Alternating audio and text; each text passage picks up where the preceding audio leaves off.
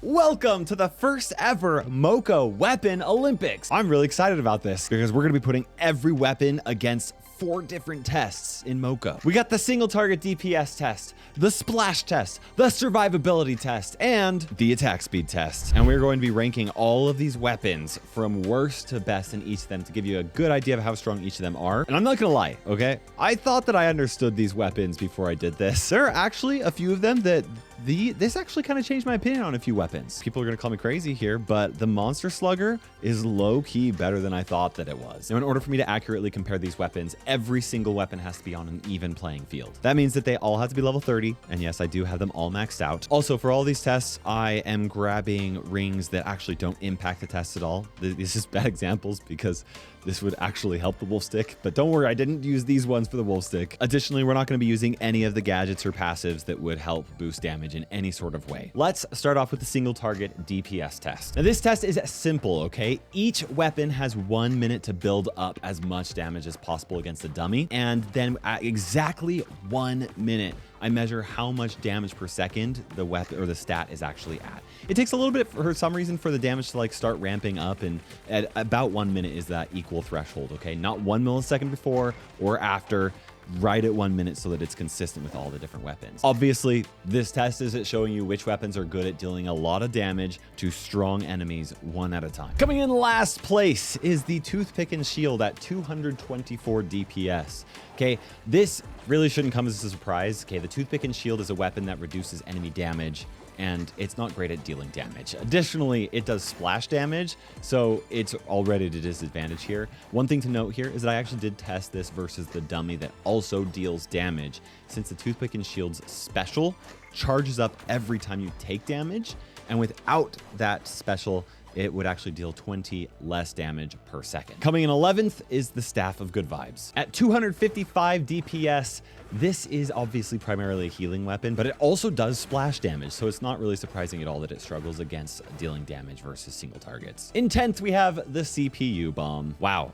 291 damage per second. I knew that the CPU Bomb was bad at dealing damage against a single enemy, but I didn't know that it was only going to be slightly better than the Staff of Good Vibes, and worse than our other healing weapon in the game, the Medicine Ball, which is just like sad. Anyway, in 9th, we have the Medicine Ball at 308 damage per second. This isn't much of a surprise either, okay? It's primarily a healing weapon that can also deal AoE damage, but it still does more damage than the CPU Bomb, right? Like, what? Coming in 8th is the Techno Fists. Wow, 336 damage per second, and this is actually pretty unfortunate for the Techno Fist. This test is kind of awful for the Techno Fist. It doesn't really portray how good this weapon is at dealing damage to a single target even, because the damage against a single enemy goes up by 50% when the Techno Fists are firing off against 2 enemies close up to each other, because it'll hit one enemy and then bounce back onto the original target. Additionally, in this test, the big, massive, like, superpower ball that bounces off of the boss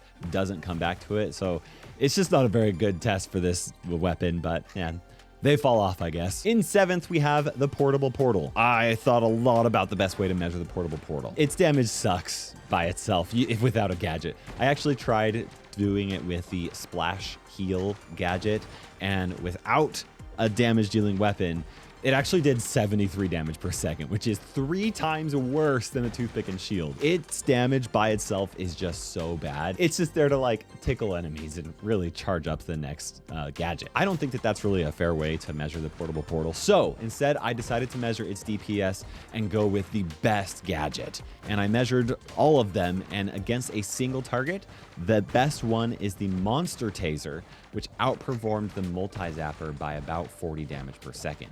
Still, not the best versus a single target, but definitely not the worst. In 6th place, we have the Wolf Stick. Keep in mind that the minute it takes for you to run this test, the first hits actually are required for you to summon the wolf. Without the wolf, this weapon is pretty awful, even though it is a single target damaging weapon. But the damage definitely increases a fair bit with the help of the wolf, which does damage to multiple enemies. So not a great single target damaging weapon or I mean, it's a weird mixture. But it scores 435 damage per second overall. Coming in 5th place is the Spin Sickle. Again, this test requires the Spin Sickle to charge up a bit, and honestly, it's a bit of an unfair test for this weapon, but not like bad for this weapon. It's extra good because most of the time, you're not dealing consistent damage for a full minute with a Spin Sickle, right? You're either running around trying to find a monster to kill so that you then charge up over again, or you're getting stunned and slammed by bosses, which interrupts your damage because you have to charge up again. But the damage is actually really good for this weapon, which is built for splash damage. So really good against single enemies, and it scores 491 damage per second. Coming in 4th is the Monster Slugger. Yeah, Monster Slugger out damages the Spin Sickle. Honestly, I was pretty shocked that the Monster Slugger outperformed the Spin Sickle in this test. I feel like the Monster Slugger is supposed to suck, right? And it beats out the Spin Sickle by 14%, which is really crazy, especially when you consider that it does not require any sort of charge up and the fact that it also does splash damage.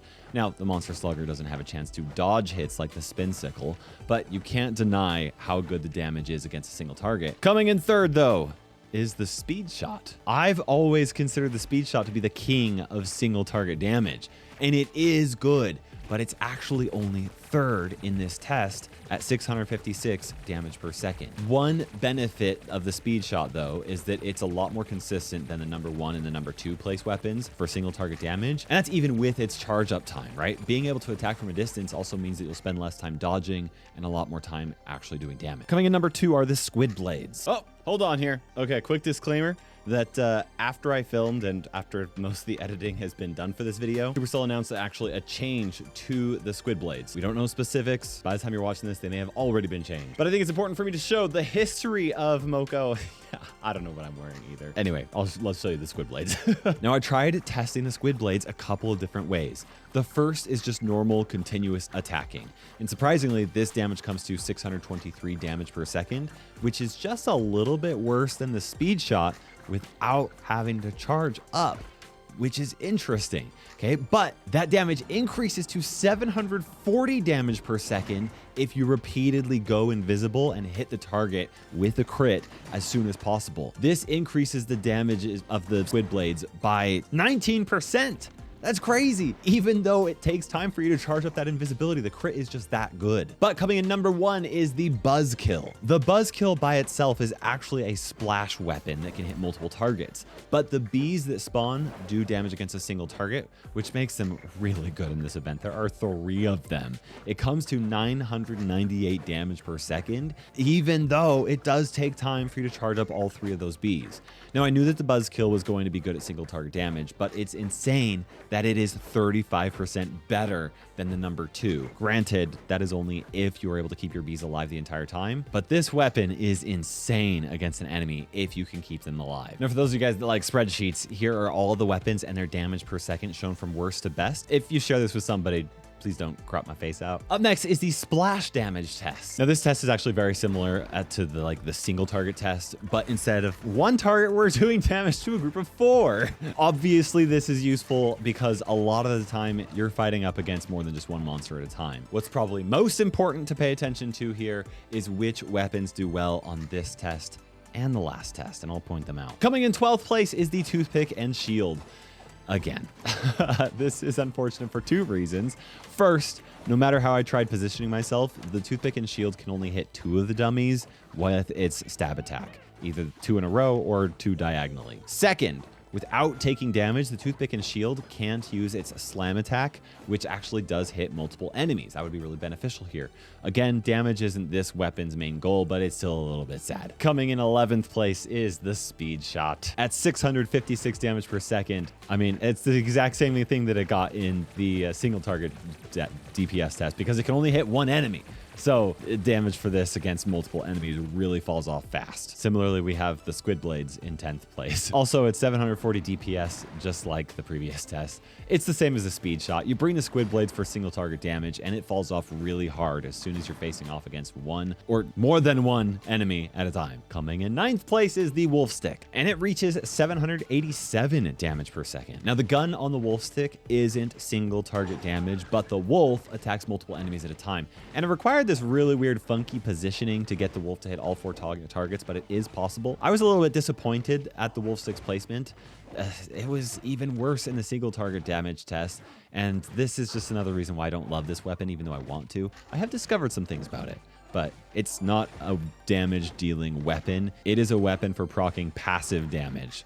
That's for another video though. Coming in 8th place are the Techno Fists. The Techno Fists are able to deal 907 damage per second. Now the Techno Fists normal attack will hit 1 target, bounce off a 2nd target, and then back onto the 1st target. This shows how good the damage comparison is for this weapon against 2 targets. But the super projectile does hit all 4 targets. I was just a little bit disappointed to see the Techno Fist perform so poorly in both of these tests. What I like about them is that they are consistently good at dealing damage in any situation, as long as there's more than 1 enemy, and even if they're not bunched up, like, you know, where the CPU bomb, everything has to be all bunched up and stuff like that. Now, if there was a test for 2 target DPS, then this would definitely be the king. But I don't think it's really fair for me to make a test just for these 2, or for the Techno Fist to really thrive. But anyway, you get the idea. The point is, I'll still be using the Techno Fist, even though maybe I'll be using them a little bit less. 7th place belongs to the Medicine Ball at 970 damage per second. Now, no matter how I position the Medicine Ball, the maximum number of dummies that I could hit were 3. I tried to do a 4th, and I could actually calculate the additional damage it could do versus 4 targets. But part of this test is actually showing how effective each weapon is at hitting multiple enemies at well. So while the Medicine Ball outperformed the Staff of Good Vibes against 1 enemy, it loses against 4. In 6th place, we have the Portable Portal, and it comes to 970 damage per second. Now, you may not realize this, but the Portable Portal is a splash attack. It can hit all 4 targets. And very similar to the last test, I measured the Portable Portal with a bunch of different gadgets, and the Pepper Spray came out for top in damage per second, followed closely by the Fireworks in 2nd and the Boombox in 3rd. The Snow Globe was much lower because it's only 4 targets and the Snow Globe has a massive area. But anyway, this goes to show how important it is to build your Portable Portal around the gadgets that you're using. Coming in 5th is the Staff of Good Vibes. The Staff of Good Vibes isn't much of a damage dealer, but it does have a massive attack area that can hit a lot of targets in it, which makes it at least better than half the weapons in this test at 1,015 damage per second. Up next is the CPU bomb at 1,167 damage per second. Surprisingly, the CPU bomb's damage is only 15% better at dealing damage than the Portable Portal in this test, which just goes to show how weak it is. Honestly, even against multiple targets, it only hits 1,167 damage per second, though it does have more potential to hit more enemies and is incredibly satisfying in those situations. Unfortunately for the CPU bomb, the next weapon is arguably more satisfying to use and deals way more damage. Coming in 3rd place is the Spin Sickle. At 68% more damage compared to the previous one, the Spin Sickle can output a crazy amount of damage. 1,965 damage per second. Its weakness is the charge up time that it gets to get spinning and getting stunned by monsters, obviously. Additionally, you'll be taking more damage in melee range from enemies because you are in melee range, but the fact that you can actually move through enemies and dodge attacks makes this one a really fun weapon to use. Coming in 2nd place is the Monster Slugger. I mean, I shouldn't have been surprised, because if it does more damage in the single target damage test, obviously it's going to do more damage against more targets. But I was still shocked for some reason. I just keep on thinking the Spin Sickle is better for dealing damage, but the Monster Slugger outperforms the Spin Sickle without any sort of charge up time. I shouldn't have been surprised, but I guess I'm happy to be proven wrong here. Plus, it will slow non-boss enemies, which is pretty cool too. I mean, it out damages the Spin Sickle by 14%. That's so much. You can't ignore that. But the number 1 is Buzzkill. Once again, the Buzzkill comes out on top for both tests at 2,354 damage per second. While its bees can only hit 1 enemy, the Buzzkill itself is able to hit all 4 enemies, and with really good damage too. Again, this comes with a big disclaimer that it relies on you keeping your bees alive, but still taking #1 in both tests is very impressive. And there's that beautiful spreadsheet to see how they all compare. What I really want to show you though is how they also stack in both tests. And there you go, both of them sorted by the 4 target DPS test. And what you will notice here that there are 3 that do really good in both the tests right here. Buzzkill, Monster Slugger, and Spin Sickle are above average in both tests. And that shows that they are really good at doing a lot of damage in a lot of different situations. Just keep that in mind. With all 3 of them being melee weapons, you're going to be taking more damage, so you'll have to make up for that with taking abilities to help you survive. Obviously, Spin Sickle has the dodge, but the Monster Slugger has the slow. And anyway, yeah, just crazy. Okay, up next we have a very different test here, okay? It is the survival test. In this test, I put the weapons up against the smelly socks dummy in the cool zone to determine how effective each weapon is at helping you stay alive. The longer you stay alive, the better they perform in this test. Keep in mind though that I actually did use the healthy snacks passive to increase your total health to give you a little bit more range to stay alive. The smelly socks, man, they do a lot of damage. I did not use any of the healing smart rings though, because I mean, obviously the smart rings power is going to change. They're not capped at level 30 like all of the other weapons and abilities are. First up is a tie for 4th for most weapons. Most weapons don't have any way to increase your survivability. So even when you're up close and personal with the Monster Slugger, you've got just as much survivability as weapons where you're attacking from a distance. And most weapons only last 9.5 seconds. Next, we have the Staff of Good Vibes. Now, if you thought the Staff of Good Vibes could heal yourself, I would forgive you for your mistake. It doesn't. It only heals your friendly teammates. So it ties with most weapons for 4th place. In 3rd place, though, we have an actual healing weapon, the Medicine Ball. The Medicine Ball's special effect does in fact heal yourself, so you're able to survive an additional 2.5 seconds compared to most weapons. In 2nd place, though, we got the Spin Sickle. Now, this one obviously depends a little bit on the RNG of you getting dodges. In this test, though, the Spin Sickle was able to survive 3 seconds longer than most weapons, and surprisingly, it outperformed against the Medical Ball at self-preservation. Coming in first, though, it's only test where it's first. The Toothpick and Shield. The Toothpick and Shield decreases the damage you take from all sources by 25%, which makes this weapon the best at helping you survive damage from enemies. It may not be the best damage dealing weapon, but it is the best at helping you stay alive. It was able to survive for 13 seconds, which is 3.5 seconds longer than most weapons. Now, the survival test isn't complete. There are all sorts of gadgets and passes that help you heal as well. So the question is, how do these compare to these? Well, you're gonna have to wait for another video, the Passive and Gadget Olympics. If I end up making it, I've already done the tests though. So you guys will have to let me know if you want that video, but because I have a lot of other tests that I need to do. All I've done was the survivability one. I will give you a hint though.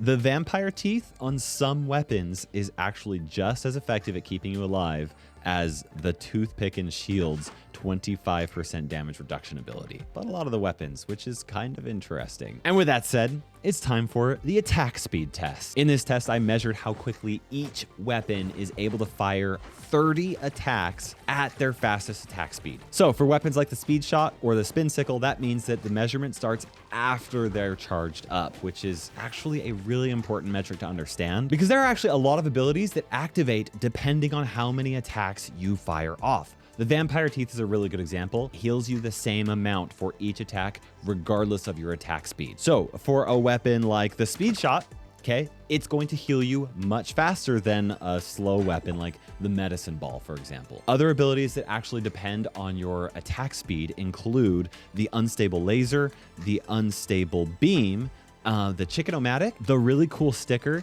and when paired with some of these other abilities, then the Spicy Dagger does, as well as kind of the Vitamin Shot when paired with a really cool sticker.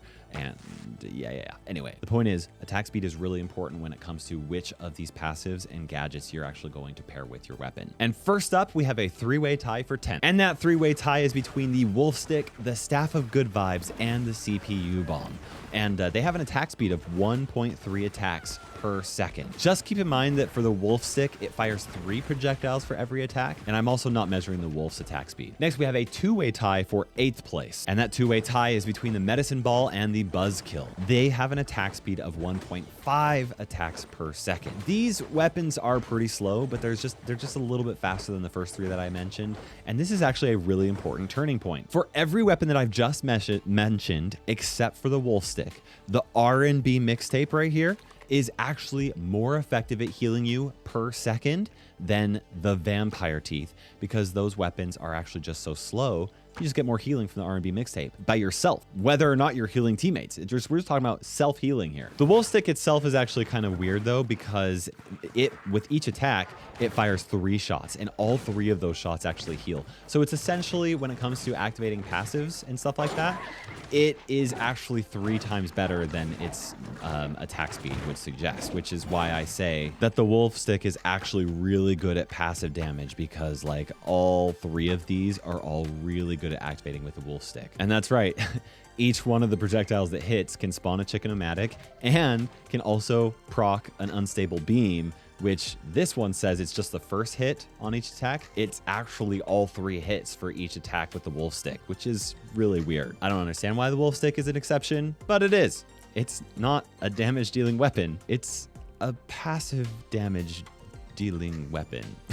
But I should mention that it has a similar attack speed to like the Squid Blades. It's a little bit slower. Squid Blades, Speed Shot, and the Spin Sickle, which all can proc these. But even if we multiply the Wolf Stick's attack speed by 3 times, it's still just a little bit slower than the Speed Shot, Squid Blades, and Spin Sickle. And all of these are just as effective as the Wolf Shot at proccing these. So it's something to keep in mind. The point is here, for every weapon that I am about to talk about, the Vampire Teeth is more effective for self-healing than the R&B mixtape. And some of them are so fast that you would need more than 2 R&B mixtapes to justify going off of Vampire Teeth. Now, next we have the Portable Portal in 7th at 1.7 attacks per second, and the Monster Slugger at 6th at 1.8 attacks per second. These 2 weapons find themselves in the middle of the pack. They're really close attack speeds to each other. They're not particularly great at utilizing abilities that take advantage of attack speed, unless they're hitting multiple enemies at once for cases like the unstable laser. Next up are the Techno Fists in 5th at an attack speed of 2.4 attacks per second, and the Toothpick and Shield in 4th at 2.5 attacks per second. These weapons are fairly fast and are actually good at taking advantage of abilities that take advantage of attack speed, but they're still nowhere close to the top 3. And those top 3 are the Spin Sickle, Speed Shot, and Squid Blades, tying for first. These weapons are at least 60% faster than every other weapon in the game at an attack speed of 4 attacks per second. And that means that pairing them with abilities that take advantage of attack speed is highly effective. If I were to give a prize to first place though, obviously would have to go to the Squid Blades, since it doesn't require any charge up time like the Speed Shot and Spin Sickle. And of course, we can't forget that spreadsheet for those of you guys who want to save this for later. The big line signifies where R&B mixtape is more effective at self-healing than Vampire Teeth. Just remember that the Wolf Stick is the exception. I'm thinking about doing a MOCO Olympics for passives, gadgets, and maybe even smart rings, but I only want to do it if you guys find this information or the information helpful and you want it. So let me know if you would like it. And it would also be helpful for me if you shared this video. Personally, I found a lot of the information in here very enlightening and helped me have a better understanding of how each of the weapons work. So it might be worth sharing if you want to. Obviously, don't anyway, just like if somebody, would like it. Also, let me know if there are any other tests that you would like to see as well for future videos, and don't forget to subscribe for it. And while we're at it, don't forget to use code Kairos in the MOCO shop and on store.supercell.com. Thanks so much for you sweaty nerds like me who made it to the end of this video and found this all interesting. We'll see you in the next video.